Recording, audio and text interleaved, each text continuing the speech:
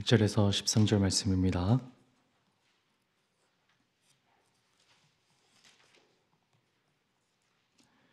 마가복음 13장 1절에서 13절 말씀 교독하겠습니다. 예수께서 성전에서 나가실 때 제자 중 하나가 이르되 선생님이여 보소서 이 돌들이 어떠하며 이 건물들이 어떠하니이까. 그래서 이르시되 내가 이 큰 건물들을 보느냐 돌 하나도 돌 위에 남지 않고 다 무너뜨려지리라 하시니라. 예수께서 감람산에서 성전을 마주 대하여 앉으셨을 때에 베드로와 야고보와 요한과 안드레가 조용히 묻되 우리에게 이르소서 어느 때에 이런 일이 있겠사오며 이 모든 일이 이루어지려 할 때에 무슨 징조가 있사오리이까. 예수께서 이르시되 너희가 사람의 미혹을 받지 않도록 주의하라. 많은 사람이 내 이름으로 와서 이르되 내가 그라하여 많은 사람을 미혹하리라. 난리와 난리의 소문을 들을 때에 두려워하지 말라. 이런 일이 있어야 하되 아직 끝은 아니니라. 민족이 민족을 나라가 나라를 대적하여 일어나겠고 곳곳에 지진이 있으며 기근이 있으리니 이는 재난의 시작이니라. 너희는 스스로 조심하라. 사람들이 너희를 공회에 넘겨주겠고 너희를 회당에서 매질하겠으며 나로 말미암아 너희가 권력자들과 임금들 앞에 서리니 이는 그들에게 증거가 되려 함이라. 복음이 먼저 만국에 전파되어야 할 것이니라. 사람들이 너희를 끌어다가 넘겨줄 때 무슨 말을 할까 미리 염려하지 말고 무엇이든지 그때 너희에게 주시는 그 말을 하라. 말하는 이는 너희가 아니요 성령이시니라. 형제가 형제를 아버지가 자식을 죽는 데에 내주며 자식들이 부모를 대적하여 죽게 하리라. 함께 읽겠습니다. 또 너희가 내 이름으로 말미암아 모든 사람에게 미움을 받을 것이나 끝까지 견디는 자는 구원을 받으리라. 아멘. 예수님과 제자들이 성전에서 나가실 때 그리고 성전 구역을 지나가실 때 그때 제자들은 예수님께 성전의 영광을 보면서 이렇게 감탄했다고 합니다. 그들이 지나던 성전 구역은 당시 기준으로는 그 지역에서 가장 크고 화려한 건축물이었죠. 헤롯 대제, 그러니까 예수님께서 탄생하기 이전부터 성전은 건축되었는데요. 그 성전은 지금 이 시점까지도 아직 완전하게 완공되지는 않았다고 합니다. 그러니까 어마어마한 규모로 건축이 계속되고 있었다는 말입니다. 그 자료에 의하면 전 세계에 있던 유대인들이 그 성전 건축을 위해 헌금했으며 그 헌금 액수가 너무 많아서 금으로 된 포도나무 장식에 이 포도나무 가지를 또 금으로 된 것을 계속해서 덧붙여야 했을 정도라고도 합니다. 그 과정에서 제자들은 예수님을 향해 호들갑을 떨면서 말했죠. 개역개정 성경 1절에는 이 돌들이 어떠하며 이 건물들이 어떠하나이까 정도로만 묘사하고 있어서 그렇게 말하는 제자들의 감정이 무엇인지 정확하게 드러나진 않지만 세번역 성경 1절에는 이 부분에 대해서 조금 더 상세한 감정이 적혀 있습니다. 제가 읽겠습니다. 예수께서 성전을 지나가실 때 제자들 가운데서 한 사람이 예수께 말하였다. 선생님 보십시오. 얼마나 굉장한 돌입니까? 얼마나 굉장한 건물들입니까? 그러니까 그들은 감탄했습니다. 성전의 위용과 아름다움을 보고서요. 그런데 그들이 감탄한 것은 단순히 성전의 영광만이 아니었습니다. 더 나아간 생각인데요. 그들은 예수님이 가져오는 정치적 승리를 통해 헤롯 대제라는 이름이 아니라 이 영광스럽고 고결한 성전이 자신들의 것으로 편입되는 것이라는 생각마저 했다는 거죠. 그러니까 이들은 성전을 보면서 단순히 경의의 감정으로 감탄만 했던 것이 아니라 그 성전이 곧 우리의 것이 된다는 설렘과 기대감 같은 것도 있었습니다. 그런 제자들을 향해 예수님은 13장 2절에서 이렇게 말씀하십니다. 예수께서 이르시되 내가 이 큰 건물들을 보느냐 돌 하나도 돌 위에 남지 않고 다 무너뜨려지리라 하시니라. 예수님의 이 말씀은 제자들의 기대감을 두 가지 차원에서 어긋나게 하시는 거였습니다. 첫째, 예수님이 가져오는 새로운 삶의 질서는 제자들이 갖고 있던 기대와는 다른 것이다. 둘째, 성전은 철저하게 파괴될 것이다. 그렇게 성전에서 떠나오신 예수님은 성전 맞은편에 있는 감람산으로 올라가셔서 그 성전을 마주보고 앉아 계십니다. 예수님은 그 성전을 보시면서 어떤 감정이셨을까? 저는 잠잠히 생각해 보곤 하는데요. 성전의 완전한 파멸을 바라보시는 거죠.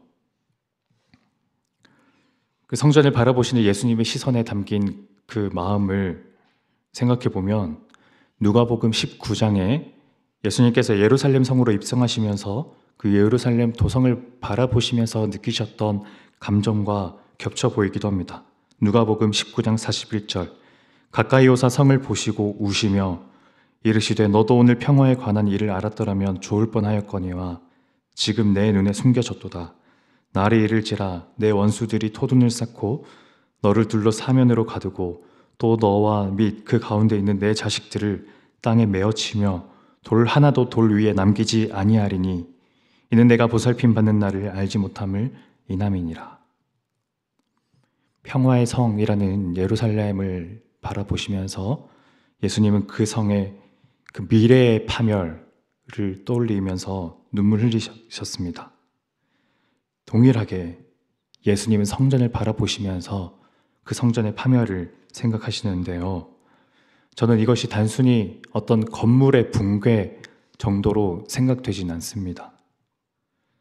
율법이라는 이름 하에 행해지는 추악과 탐욕, 그리고 위선, 또 허울뿐인 형식이 섞여 있던 옛 질서, 옛 형식의 성전인 거죠.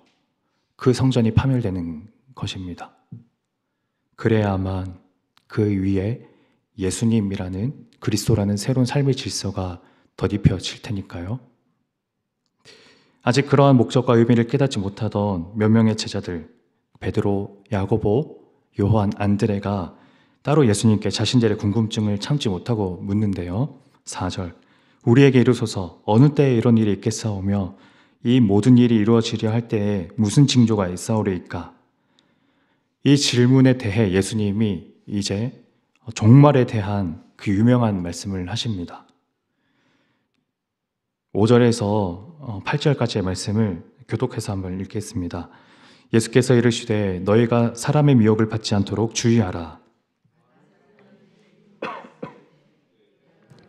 많은 사람을 미혹하랴. 난리와 난리의 소문을 들을 때 두려워하지 말라. 이런 일이 있어야 돼. 아직 끝은 아니니라.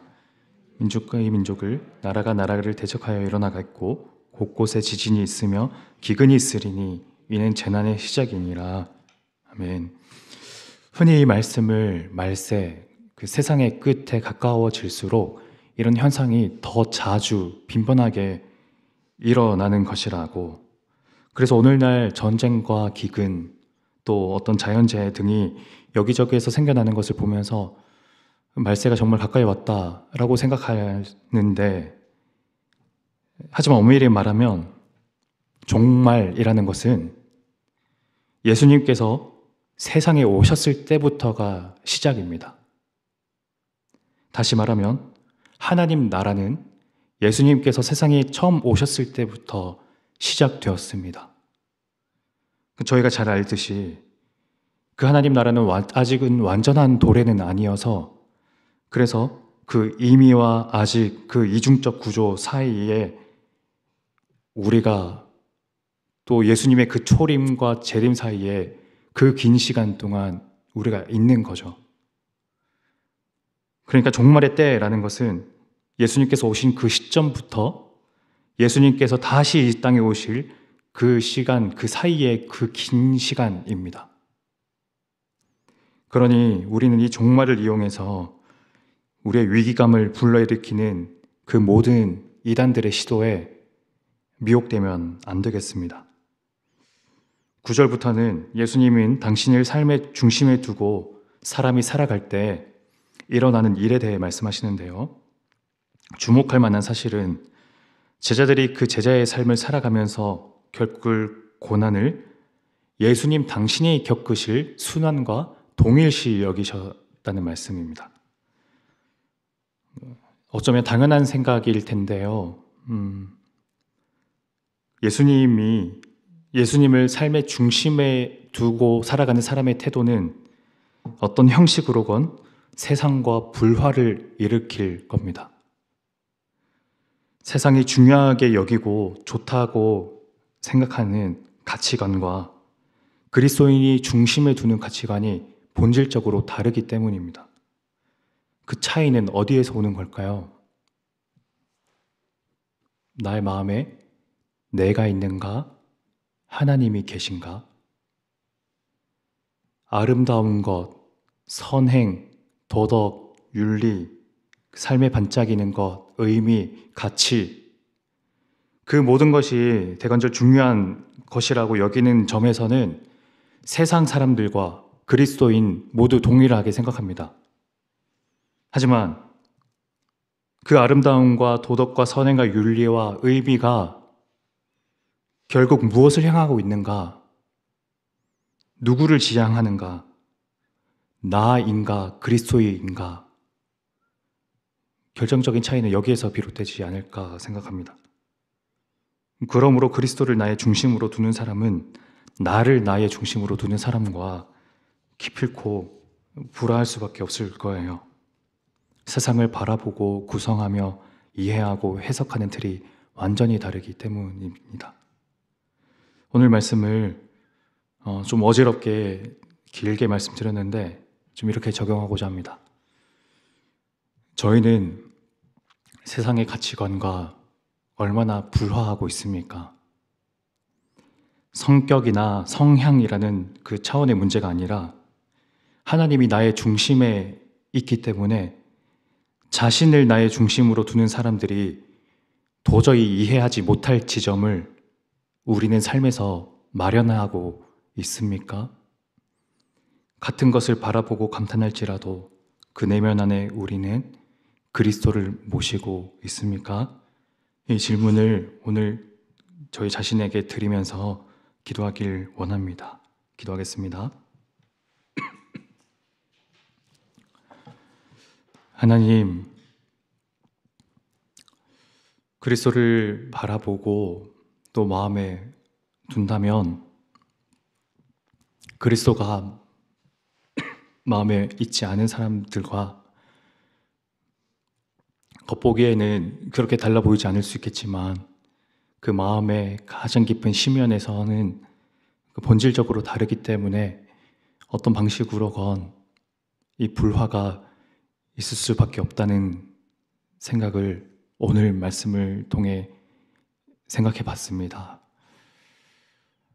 저희는 세상의 가치관과 때로는 너무 화목하며 지내고 있는 건 아닌지요.